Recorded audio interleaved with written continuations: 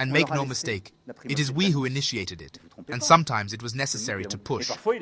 But it is not because we are polite, correct, and that we are reorganizing ourselves that it should be turned against us by saying they are chased out of Africa. I can tell you that in many of these countries, they did not want to remove the French army. President Emmanuel Macron, during his address in the annual Ambassadors' Conference in Paris, claims they're simply changing their approach in Africa, they're not leaving. He went ahead to talk about prosperity and new partnerships, but what about the historical baggage, the lingering influence? 75% of Africa's population is under 25. They are the future, demanding real change, real independence. But Macron claims dialogue with Africa can't be held hostage by low-level Pan-Africanism. But what does he mean by all this? Let's listen. And it is within this agenda of prosperity and these new partnerships that I want to mention the African continent.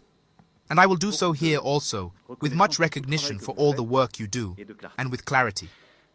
First, we have an agenda that must somehow break free from the obsessions of the past. I have made the maximum effort, and I will continue to do so, to address historical, cultural, and memorial issues. I believe we have done so with great sincerity in recent years, and unprecedented work has been done on Algeria with the Stora Commission, passing through the speech given in Montpellier by the minister in Thiès for Senegal, to the policy of restitution of works of art in accordance with the Ouagadougou agenda that I had mentioned. We have, in recent years, profoundly changed this approach. That is to say, France looks at its past in its entirety. It has named things, and it seeks to have a scientific, historiographical approach, both uninhibited and dispassionate. And we will do so again with Cameroon, with the committee of historians that we have installed. And I fully assume this policy. It is good, and I say this as President of the Republic, born after decolonization, on a continent where 75% of its population is under 25 years old. Dialogue with Africa cannot be held hostage by a contemporary low-level Pan-Africanism that somehow uses a post-colonial discourse while having, moreover, behind-the-scenes support from today's imperialists. And therefore, this kind of combination of false intellectuals manipulating social networks, using the distress of a youth and the interests of Russia or others in Africa. Let us be lucid, but let us not give in. And so, in this context, no. France is not retreating in Africa. It is simply being lucid. It is reorganizing itself.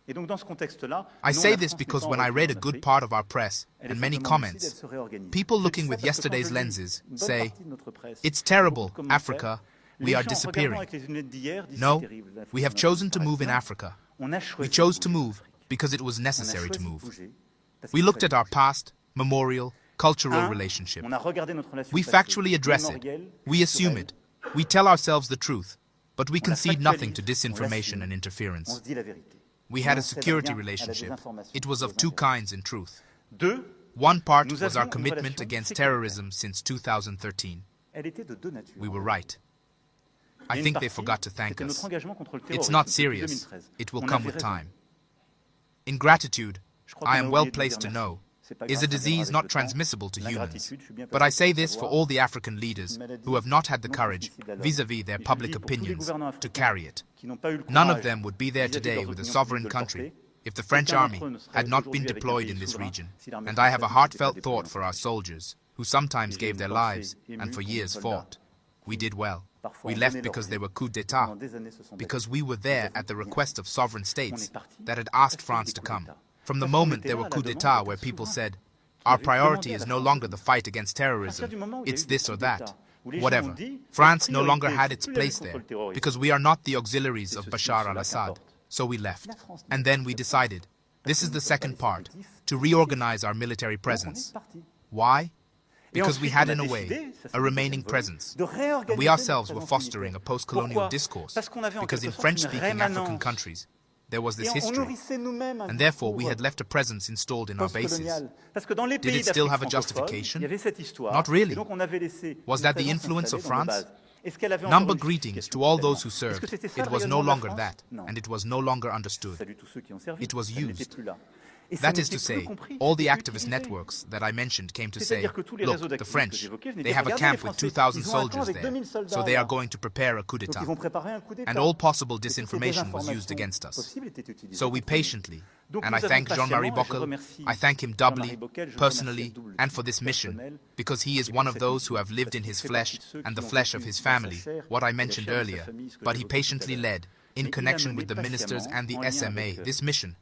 And so, we propose to the African heads of state to reorganize our presence. As we are very polite, we left them the primary role of the announcement. And make no mistake, it is we who initiated it, and sometimes it was necessary to push. But it is not because we are polite, correct, and that we are reorganizing ourselves that it should be turned against us by saying they are chased out of Africa. I can tell you that in many of these countries, they did not want to remove the French army, or even reorganize it, but we assumed it together. That is the partnership. And so, yes, we are opening a new security and defense partnership. We will have strategic bases. Djibouti is one of them, which is why it is of a completely different nature. I mentioned it before our military. It will be permanent, stable, because it is regional. And we will ask our partners to have expressed their needs in terms of defense. But we will do more training, more equipment, more intelligence, more contracts also, in the duration of defense. We will qualify the threat with them, and we will also invent a new relationship as we have done in recent years with Benin, an unprecedented relationship, as we will do with Nigeria, where we have started a strategic dialogue which did not exist until then, which was an aberration, and so on. Strategic defense partnership, uninhibited, but with a future. And beyond that, the African continent is a continent of growth. And on this, we are too hesitant. I also say this, because when I always read the press, French lenses are obsessed with French-speaking Africa. We must look at French-speaking Africa with pride. We have interests there. We have dear friendships among leaders, in civil society and elsewhere. Finally, we did well to make the first major trip in 25 years from Nigeria to France a few weeks ago. 25 years. In a country with 250 million inhabitants. Well done to make the first visit to Kenya and to return for the second time to Ethiopia, a country of more than 100 million inhabitants. To have consolidated an energy and investment strategy with South Africa. Our lenses on Africa are no longer the right ones. When we talk about Africa, it is a continent of great emergences, of formidable growth potential, and we are sometimes disinvesting. And therefore, we must rethink our financing, and on this, we must, interministerially, rethink our financing to take more risks and accompany more risks.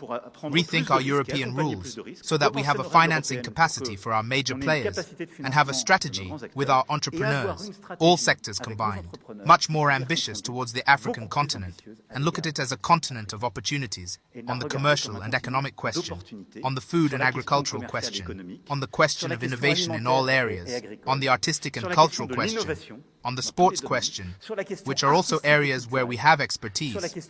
We have shown it to the whole world, in particular with the Olympic and Paralympic Games, and where there is a whole export strategy that we must deploy, because all the French actors who have worked for our games, we want them to go work for the Africa Cup of Nations and other major competitions, and that this is, in so doing, a policy that comes in support of what we do in education and other matters. And so, I trust you to ensure that this approach that we started to change in Ouagadougou is each time re-explained, carried, assumed as an approach of conquest. Like all transitions, it is difficult because there are nostalgic people, because there are people who do not understand or who do not want to understand, and because we are disrupting established interests. But believe me, it is a good thing, because the world is changing, and we need to embrace precisely this new partnership. And speaking of the African continent, this is particularly what we want to do with the Maghreb. For me, one of the important moments of recent months was what we managed to build with His Majesty King Mohammed VI during the state visit. Several of you accompanied me there a few weeks ago. We have built a partnership for the decades to come. Totally new. It is in all areas. It is of unprecedented ambition, and it is for me truly constitutive of this new approach. It must also be one of our relays towards a reinvented African approach. That is to say, we will have Franco-Moroccan projects on the African continent, because it is another way also of approaching this continent and of changing the view towards France when we approach it together. And so, the Maghreb will also be in this strategy, for me at the heart of a positive agenda. The Maghreb season, the Maghreb Fund, the Academy of Talents. And we must not resign ourselves, despite the tensions that may exist with some, to the necessity of having such an agenda. Please support our effort to scout the internet and bring forth uplifting updates about the mother continent every now and then by donating a super thanks of any amount. Thank you.